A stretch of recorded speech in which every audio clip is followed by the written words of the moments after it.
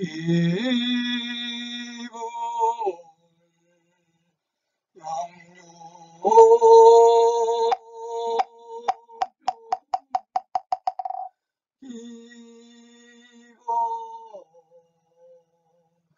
이거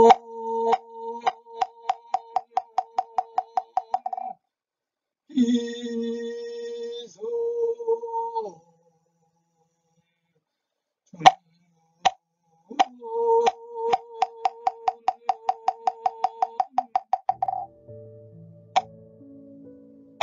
자기 정립.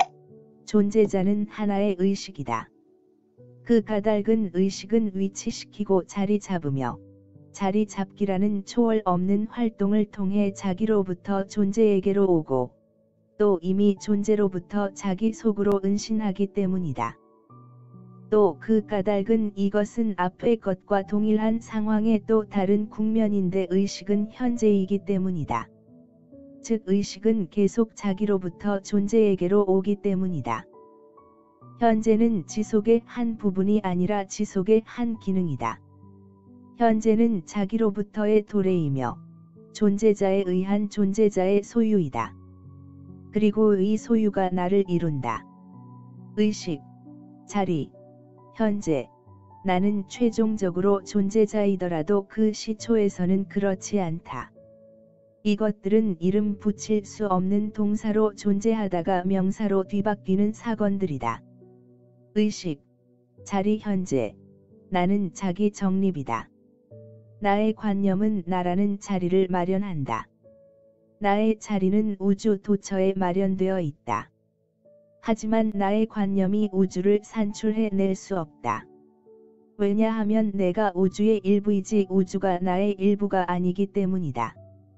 그러나 우주 속에서 나란 단지 관념에 불과한 것이 아니라 현실적인 것이며 실존적 차원을 가진다.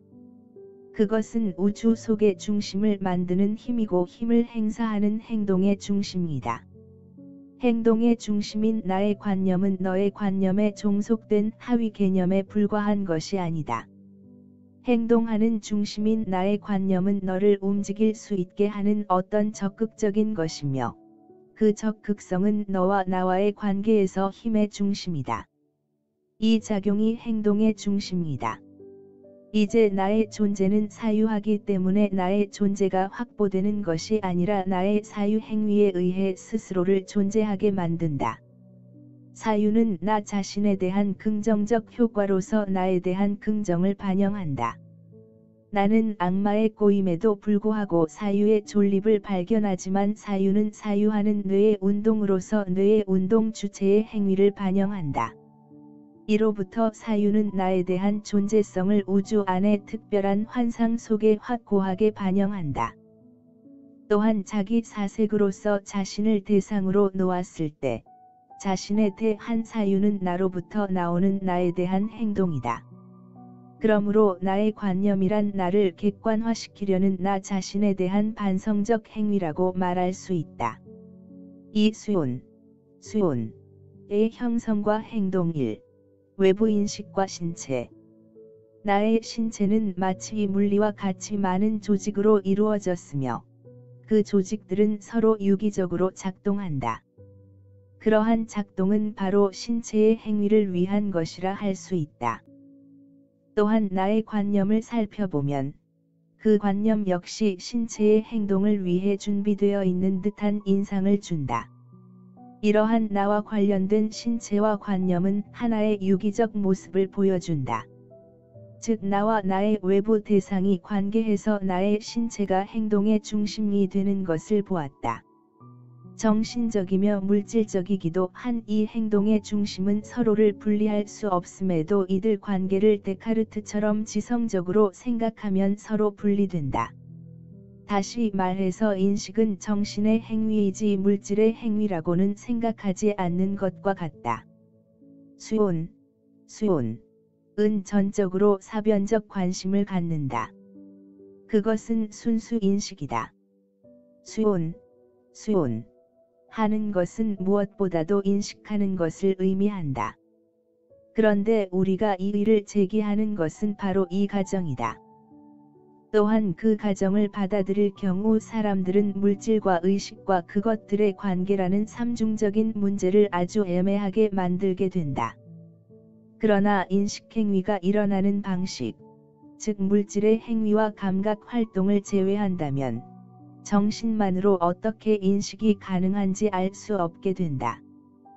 따라서 바가바는 다음과 같이 행동과 관련하여 외부 인식 행위에 대해 말한다. 대상들을 움직이는 것을 목적으로 하는 대상인 나의 신체는 따라서 행동의 중심이다. 그것이 표상을 생겨나게 할 수는 없다. 여기서 표상이란 무엇인가? 왜 나의 신체는 표상을 생겨나게 할 수 없는 것인가? 또한 이때 생겨난다는 것은 무슨 의미이며 어디에 생기는 것인가? 결론적으로 말하면 표상은 의식 속에서 생겨난다. 사실 의식 속에서 생겨난 표상은 나의 수온으로부터 생겨나는 것이다. 나의 수온은 대상에 대한 인식이다. 대상이 없다면 인식할 수온도 없다. 수온은 대상이 문제되는 한 나의 신체와 관련되어 있다. 그러나 나의 신체도 대상도 바가반의 말처럼 환상에 불과하다. 나의 신체가 우주의 한 부분을 이루는 것이지 우주가 나의 한 부분을 이루는 것은 아니다. 다시 말해서 우주가 먼저 놓이는 것이고 그 안에 나의 신체와 대상이 놓이는 것이다. 즉 대상과 나의 신체가 모두 놓여 있는 곳이 우주이다. 그러한 대상과 나의 신체는 일반적으로 물질로 이루어졌다. 그러나 칸트가 언급했듯이 우리가 알 수 없는 물질에 관한 관념을 발생시킨 것도 사실이다. 사람들은 물질에 관해 이러저러한 말을 하다가 종국에 가서 물질에 대한 절대적 지식에 다가설 수 없음을 알고 물질을 형이상학적인 차원의 것으로 넘겨버렸다.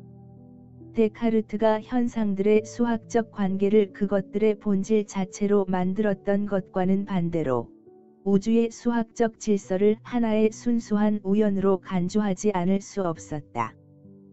따라서 이 수학적 질서를 설명하기 위해 그리고 우리의 물리학의 견고한 기초를 복구시키기 위해 칸트의 비판이 필요했다. 게다가 그의 비판은 우리의 감각과 오성의 범위를 제한함으로써만 성공했던 것이다. 적어도 이 점에 관해서 칸트의 비판은 필요치 않았을지도 모른다. 만일 사람들이 물질을 데카르트가 밀고 간 지점과 버클리가 이끌고 간 지점 사이의 중간에 요컨대 상식이 물질을 보는 바로 거기에 놓는 입장을 취했더라면 인간 정신은 적어도 이 방향에서 자신의 고유한 범위를 제한하게 되지 않았을지도 모르고 형이상학이 물리학에 희생되지 않았을 것이다. 그러나 바가반이 주장하려는 것은 절대적으로 타당한 물질에 관한 관념이란 있을 수 없으며 또한 우리도 물질이기 때문에 물질의 관념에 다가설 수 있다.